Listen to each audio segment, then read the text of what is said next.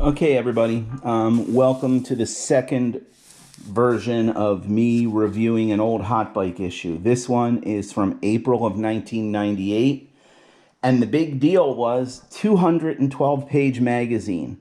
At that point, it was the biggest issue Hot Bike had ever done, and bigger than quite a few magazines, well, almost everything on the market at that point. Typically, magazines, when you see them, are 80, 90, 100 pages, somewhere in that realm. By the way, they're always in multiples of 4 because that's how it works at the printer. But this was a big deal, so we put 6 different bikes on the cover to try and, just really draw some attention. We put that giant circle in the middle, which looked like a sticker, and we were hoping people would try to peel it off, but it was, in fact, part of the cover. So going through, of course, we took a look at things like the ads that were in the magazine and showing what was new and what was different, what was exciting, because we always did that. But this issue, we focused on, well, I didn't focus on, just the ads that came in, really focused on some interesting stuff between brakes, suspension components, and performance parts. And the bikes in here represented performance quite a bit as well. Also keep in mind, this was still 1998. The Twin Cam 88 had still not been released. So 80-inch Evos were the norm, and an 80-inch Evo was good for about 56 horsepower out of the factory, which is comical when you think about it. And a 1200 Sportster or a 74-inch Sportster was good for maybe high 60s. So there wasn't a lot of horsepower around back then. I did stop on this ad for V-Twin Manufacturing and their replica panhead kit. V-Twin was a company that just really didn't care, and they did what they wanted to do, and they came up with these kit bikes at the time when you couldn't buy bikes, because in 98, there was still a waiting list to buy bikes at the dealer. So, and again, I think I told you this in the last video, some dealers would mark up a stock motorcycle $2,000, $3,000, even $5,000 over sticker price and insist you buy a bunch of options like chrome and accessories and things like that before they would even sell the bike. And if you didn't care to pay all that, they'd say, okay, goodbye, because there was somebody in line behind you. So kit bikes and clone bikes, or whatever you want to call them, aftermarket choppers, aftermarket customs, they were huge. And as I go through this, pay attention to how many ads there are for how many different types of bikes there are. This was a fun picture that Dave Perowitz sent us. You can see how young Dave was back in 98, but he was doing what he does best, which was laying out flames for a paint job he was going to do. And just somebody in the shop caught that picture of Dave sitting there, stomach sticking out a little bit, and it kind of fit the shape of that gas tank perfectly. So we thought it was kind of fun, and since they sent us the photo, we put it in the magazine. And then we get to this ad from headquarters, and I really want to focus on this for a few minutes, right? Because they had what they called a System 75, 85, and 95. And it was kits that you could buy and essentially bolt onto your bike. A little more than bolt, you had to take some things apart. But you could guarantee 75, 85, or 95 horsepower with these kits. Now remember, 56 was stock. So imagine the difference this could make in your 700-pound motorcycle when you added 20, 30, or 40 horsepower to it. It was a big, big deal. And the fact that these were packaged and everything was known to be compatible, it was a great opportunity to take on hopping up your bike yourself and making something cool out of it. This next ad that I wanted to look at was the store's Seriani inverted front ends. Now, inverted front ends were very common on sport bikes and in the metric market, but having one on your Harley was almost, that's what sport bikes have. So coming out with one that worked on a Harley in a 45 millimeter lower and a 55 millimeter upper just gave this huge, massive front end. And these things were built with 31 and 32 inches or 33 and 34 inches, so you could have it lowered or up a little bit. And it made such an impact on the market when things like this came out, because suddenly you were away from the conventional front end and you were looking at something way different. Now, this Ron Sims bike that we're looking at, this was a big change in the dynamic of what the Sims, the Bay Area Custom Cycles bikes came out with, because Ron's bikes were known for big fenders, not double, what am I saying? Having Fat Bob gas tanks, which is 2 tanks, you know, on each side of the frame, and then a center console running down the middle of it. And there were a ton of Sims parts that fit that way. And this bike came out with a strutless rear fender and really trimmed fenders where you could see the wheels and tires, front and back, the fenders were trimmed, a 1-piece gas tank, and where his frames were normally 5-inch stretch, this one was only a 2-inch stretch. So it was a really sporty approach to a new look for bikes for him. And then this one, with the sporty looks, he backed that up with a 103-inch hot rodded engine that just, this bike, I heard this bike run, and it sounded great, and it just ripped. And it was, again, back then, right? Imagine 80-inch stock, 103-inch custom engine in a custom bike. It was a huge deal. Giant 1-piece 5-gallon tank. It made a big difference in the bike. Took a look at the PTS ad, because PTS is PTS, but I want to take a look now at this paint article. I told you we used to try to get into the tech as deep as we could, and this was basically how a paint job goes on a bike story. And it was in depth, and it went like 3 issues of the magazine going through what was done on this paint job. But also want to look at this billet proof ad from Patrick Racing. Patrick Racing built racing engines, and he built stuff for the street as well. But take this in, right? 96 cubic inch billet engine, 3 5/8 bore with a 4 5/8 stroke. Back then was $8,200, or 105 cubic inch engine, 3 13/16 bore with a 4 5/8 stroke for $8,450. That was heads and cam and polished cases and an S&S crank that was computer balanced, a Jim's billet cam cover, Sumax billet push rods, J&E forged pistons, a 42 millimeter Mikuni, and a crane ignition. I mean, it was like incredible what that would do to your bike if you pulled out that 80-inch and dropped this in. So again, and I can't express this to you guys enough, the difference in what's available today when you can walk in and buy a well over 100-inch motor in a brand new bike with a warranty, to what people went through back then trying to have a little bit of extra power and a little more fun when they rode their bike. And speaking of a little more fun, the serious fun was the first look we got with AirTech, who makes fiberglass body parts and carbon fiber body parts for streamliners and sport bikes and things like that. He'd gotten his hands on a Spondon frame, Kent Riches, who owns AirTech, and was working with Wink Eller, and Wink is just the guy for making a Harley go fast. And they were building this thing to have a 120 cubic inch S&S Sportster motor in it. It was going to be an insane bike, and I remember watching it go together. It was so cool to see it, because you just knew this thing was going to be a rocket. Again, 80-inch stock, 74-inch stock, 120-inch in a racing frame. Also, take a look at the Lepera ad. Right, this was, now we're starting to really get into what's available, what's different, what's great on seats, how to have a different look on your bike just by changing the seat. And then we had an article on installing a thunder header, because everybody loves their motorcycle to be loud. And then brakes. Now this thing's really cool, this ad, because here's RevTech, which was owned by Custom Chrome, directly saying that their brakes were better than Performance Machine. All right, so keep that in mind.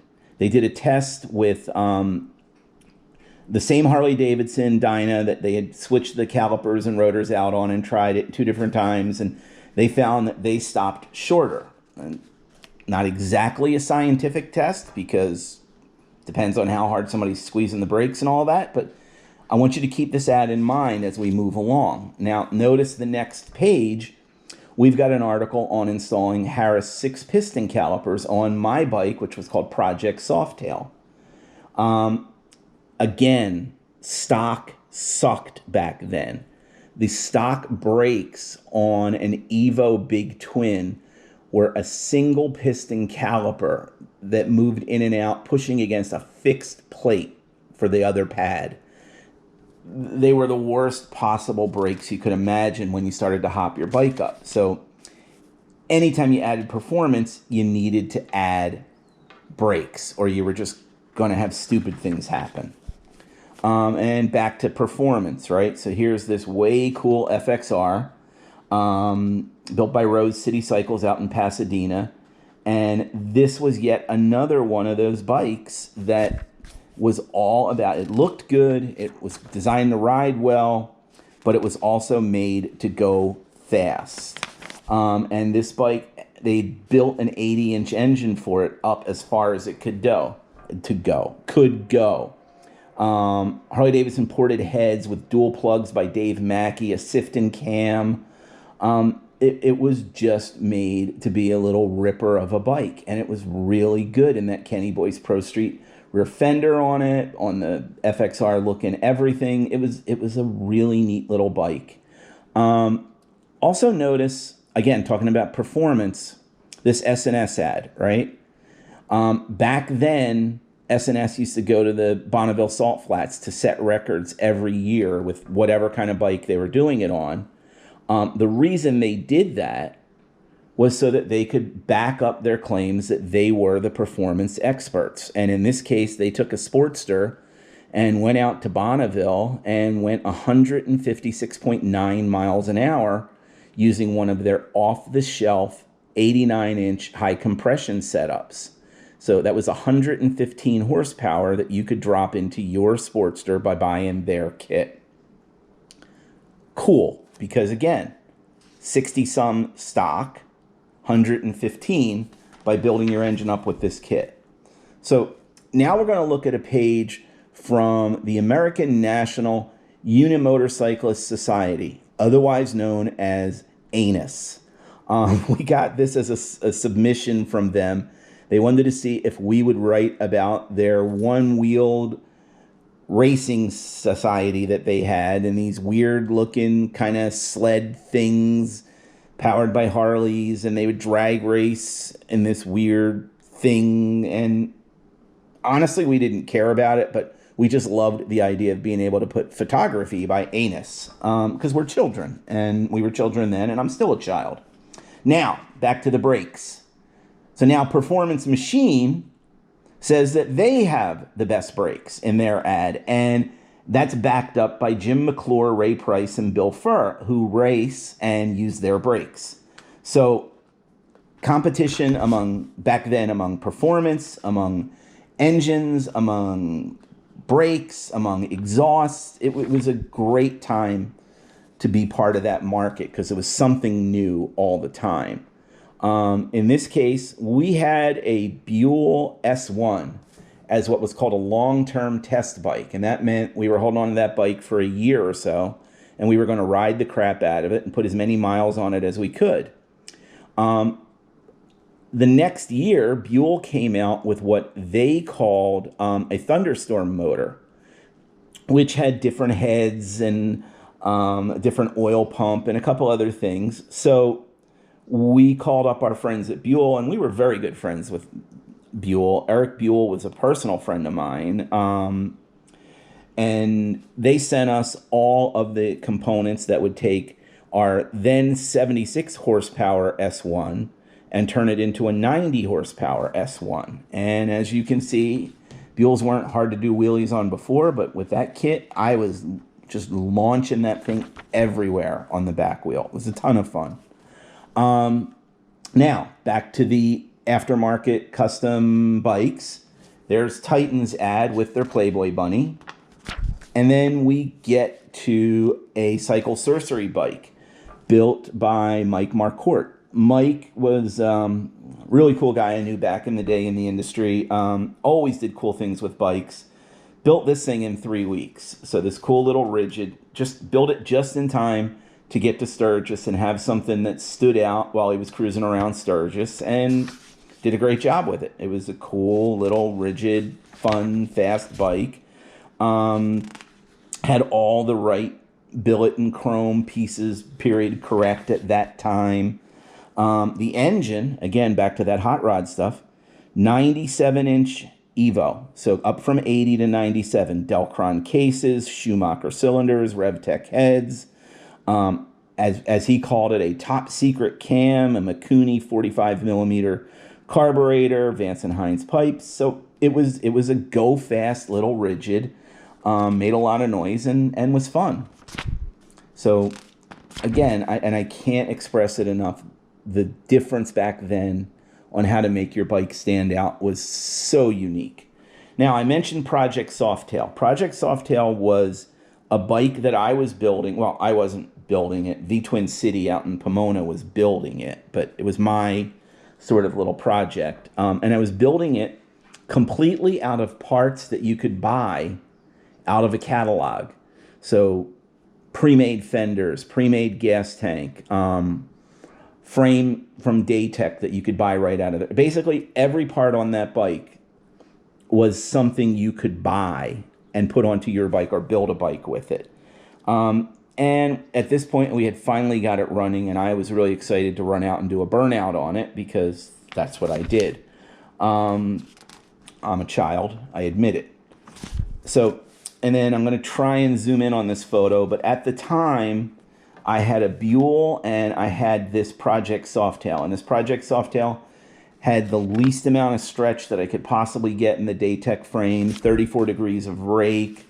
I basically wanted it to be the best handling Softail that I could build with a 200 rear tire, which was exciting for back then. And just whatever cool features like dual headlights and twin brakes and the Seriani front end and just whatever I could do to make it handle, because that was what I did, right? I rode and I rode hard and I rode fast, and I wanted a bike that could do that but still be cool looking.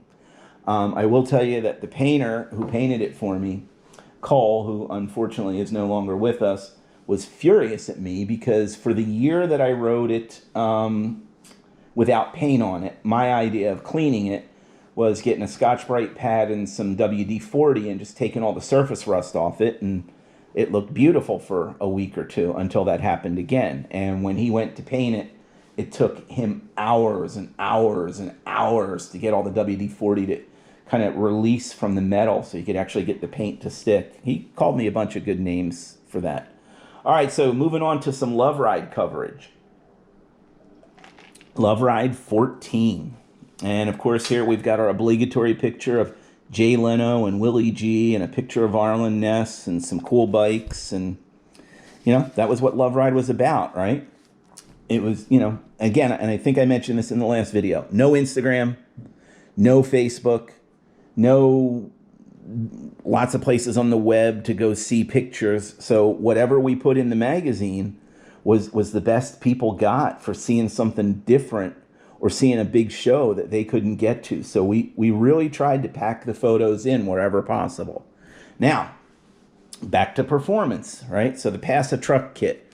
It was a cool concept that Mikuni came out with where they bundled a Mikuni carb, an Andrews cam, push rods, a CompuFire ignition, all the necessary gaskets and everything. It was an $800 kit, $795.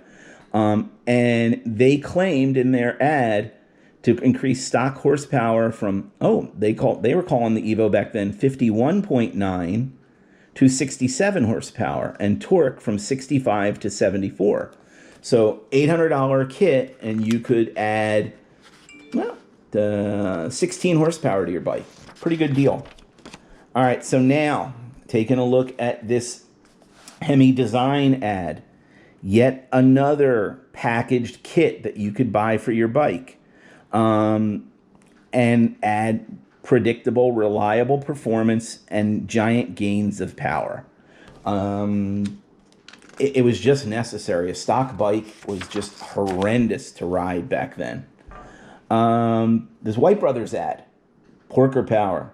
The White Brothers Porker pipes were loud, shiny, not great on performance, but they made a lot of noise and they looked good.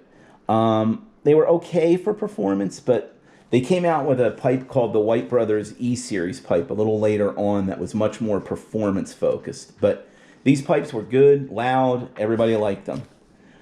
All right, so another performance bike. This little chopper-esque looking thing, soft tail with a swing arm mounted fender and steering stabilizers and a 109 cubic inch custom built engine. Just made to go fast. Fast, loud, exciting. It was just what it was supposed to be. So now we've got a quick look at an ad from Harris, because 6-piston calipers, you needed to slow down big custom engines. And now we have an ad from Style Master for a complete bike you could buy. Packaged just the way you wanted. Here's what it is. Here's what you can get. Here's what you get. And you didn't have to wait in line at the Harley dealer. This Bikes and Beyond was a thing where we were trying to get our readers to be more participant in the magazine, and it went over really well. We asked them to document rides that they took and share that so our readers could know about cool places to ride in areas they might not have thought about. And this couple that did this story for us had gone from Orange County, which is where I live now, up to Santa Barbara area and San Luis Obispo. Stopped at a bunch of cool places along the way, went with like 20 friends, made for a great day. Well, actually, they turned it into a weekend. Now, and again, I keep telling you guys the difference from back then and the performance parts mattered. Oil flow was a gigantic issue. Wow. Oil flow was a gigantic issue back then, because you'd start to hop up a bike, but the Evo stock oil pump was only really good for stock motors. And it wouldn't flow oil properly, and a Harley is a dry sump motor, so it draws oil into the motor from a remote tank, and it's got to push it back into that. So ZIPPER'S, who were high performance specialists, figured out that a better oil pump would make it better, and they went and designed their own oil pump, and we literally ran this oil pump on a dyno to gauge flow and see how much better it was, and the results were outstanding. It really made a difference. And you know what? If you didn't want to burn your engine up running it hard, modifying or upgrading your oil pump was a big deal. And if you remember, back in that Buell thing where we hopped that up, one of the components of that was a hopped up oil pump. Again, we have it so great right now with the engines that are being sold by Harley. So little work you need to do to make them run well and go fast and be more fun to ride. So if you have a new bike now, be happy, because it's way better. This was a fun little Harley we wanted to feature, just super clean, not over the top with the modifications, and we didn't want Hot Bike to be known for just the radical big name builder stuff. We wanted to make sure that we covered just some nice clean little things that were done to it, so we did. This particular bike was painted by a guy named Tank in Aurora, Ohio. He's still around, still doing bikes and stuff, and he's just amazing at what he does. So it was kind of fun to feature this, because this was mostly done by the owner of the bike, but he involved Tank for some help with it. And now we get to another performance pack. Well, this was a carburetor, but it was considered, you know, how to really add quick performance with the Quicksilver carburetor, right? Because Edelbrock, well known for their car stuff, saw the market for Harleys and said, well, we can make money there too. So they came up with a carb that would work on Harleys, and it actually worked really well. And let's see. This was an indulgence to me because I was the editor. I liked Augury, which was a British motorcycle cartoon that was in a bunch of the sport bike magazines over in England. And I had an opportunity with the company called Aerostitch, who were distributing the books that they sold on Augury. I had an opportunity to get a cartoon from them every month and put it in here. And I don't know if anybody liked it besides me, but it made me happy because it was kind of rebellious and cool and fun. So I put it in and I enjoyed it. We snuck over to Jesse James' shop back when he was building the El Diablo frame. And if you've not heard of the Jesse James El Diablo, do a Google search. Well worth seeing some of the cool innovation he put into that frame. Aero tubing for the side plates and fender struts. Oblong-shaped tubing just to give it a little more strength and be able to run a slightly different shape of everything. It was a really cool frame. Well worth looking at. And let's see. Now we have a road test on a Pro 1 Softail. So this was a bike you could buy from Pro 1 as a complete bike. You had your choice of a 96-inch S&S engine or a 97-inch Pro 1 engine. Depending if they had them built or not, you could pick the color, you could pick a couple of the trim pieces, but they could put these bikes together for you pretty quickly, and you could have a bike and be out on the road. More money than it would cost you to buy a Harley, even with all the add-ons, but this bike was already done. Billet forward controls, billet wheels, custom paint. It was everything you needed right from the get-go. So in the end, it ended up being cheaper than customizing a Harley. So that was kind of cool that they were around. Last time I did this, I did talk to you guys about the gauge mirrors. Now we have an ad for them. And, you know, part of the whole mystique of customizing your bike back then was cleaning things up and taking things off the bike, like speedometer, like the gauge cluster, like anything you could do to kind of make your handlebar setup look cleaner. So these mirrors had turn signals built into them. They gave you a speedometer, a tachometer, an odometer, a trip odometer, oil pressure, and voltmeter. They told you whether your turn signals were on, your high beam, your neutral, your low oil and volt indicators. I mean, it was an amazing technology built into these two little billet mirrors, right? And that you can just see down in the corner there. There was a little display in the bottom of the mirror, and it was a little LED readout. And then up in the top, in the glass itself, there was an LED readout behind the glass. So kind of cool to fit all that information in there and clean the bike up.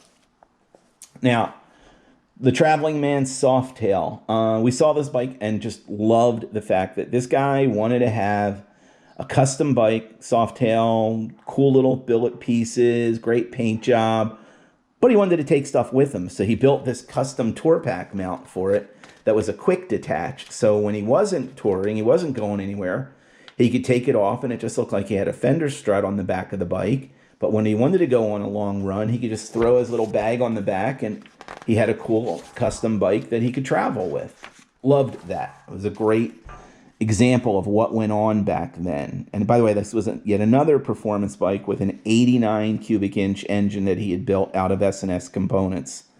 Now, I've told you guys about the buyer's guide, right? And how important that was. How important the buyer's guide was for people with a new product, for people with a new business they're getting off the ground, with whatever the case may be. So we built once a year our giant spring buyer's guide.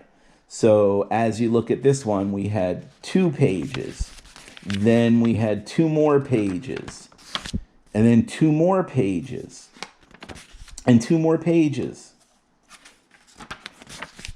And another page here. And then another 2 pages. And 2 more pages. And this really cool Big Dog ad for custom built, pre-built, ready-to-go motorcycles. So that's another manufactured bike advertised in here. and 2 more pages of buyer's guide and the American Quantum ad. That was a 4-valve, 88 cubic inch engine. It was darn unique in their approach to a lot of the things they did. Inverted front fork, and just, it was interesting. And another example of how the market was back then, because it was a bike. You could buy it. You didn't have to wait. So people wanted it. And now we have an ad for a Pro 1 bike, much like the one we saw in the ad or the article earlier. So more with, here's a bike, you can buy it. This ad from PTS Cycles with their complete rolling chassis, frame, everything. All you needed to do was buy an engine and a transmission and a primary, put them in, and you had a bike ready to go. There were wiring harnesses available back then that you could buy. You could get the brake systems, because as you've seen, we've had a lot of brake systems advertised. This key and carb mod was a big deal because stock carbs were annoying. They sputtered and they popped and they couldn't keep up with any kind of performance. So, and there were a dozen mods for carburetors back then, because really fuel injection hadn't really taken over the market at that point. And let's see. Oh, look at that. A 96-inch FXR with nitrous. Another performance bike. A lot of FXRs back then, considering people didn't think FXRs were ever popular. But this was a cool bike. It was fast. We saw it race down at the drags in Laughlin, and it did really well. This ad for American Made. Test your customizing knowledge. Can you find our 6 revolutionary features never produced before? And it actually had to turn the ad upside down to read the things. So it was cool. It was an edgy kind of make people look at the ad thing, and that was fun. And then we have some Reader's Showcase, and I think I've told you guys, Reader's Showcase was a big deal because it was an opportunity to get your bike in the magazine and be able to tell your friends, hey, I had my bike in the magazine, and check me out. I'm really cool because my bike was in the magazine. Now, if you look closely at this Hayden Enterprises ad, there's a thing called the oil fix, and it was a gasket kit with a little breather valve that helped push the oil as it returned from the top end of your motorcycle back down to the bottom and keep the gasket dry, because base gasket leaks were one of the most common things that happened when you started to hop up your bike. So this was a kit you buy, take your engine apart, put these gaskets in, and not have to deal with base gasket leaks. That was actually a big deal. And I know it sounds kind of silly, but it was a big deal because these things happen when you worked on your bike and you tried to make it a little more powerful. This cool Reader's Showcase, this was another thing where we were trying to involve our readers anywhere possible on these smaller features that we did on bikes, where they would send us the photography, or if they were local, we'd hook up with them and shoot some photos for them. But just a way to get some more relatable bikes in the magazine, so we weren't known for just having the crazy, wild, big name custom bikes in here. So cool little shovel head. Oh, did I mention it was a 98 cubic inch shovel head instead of a 74 or an 80 inch shovel head? Because this was a performance issue. Now, I want to take a look at some of these small little ads. These little ads were, again, no Instagram, no Facebook, no pop-up ads anywhere. This was an opportunity to let people know you had a product. And if you look closely at all these ads, one of the big things you see is people's phone numbers are very prominent, right? How to get a hold of us, call us. How to get a hold of us, call us. Because again, they're sort of in 98, there was sort of a web, but nobody really knew how to use it. Nobody really made it a business. So it was call us and we'll help you out. And I just want to take a quick look at this. Pure Steel Custom Cycles, another aftermarket bike that you could buy. 3-year, 36,000 mile warranty, financing available. It was an amazing time. Performance stuff and factory custom bikes. And then we'll end this with a quick look at the Ultra Custom Cycles line distributed by Biker's Choice. And they basically made anything you could possibly want, from a heritage style to a fat boy style to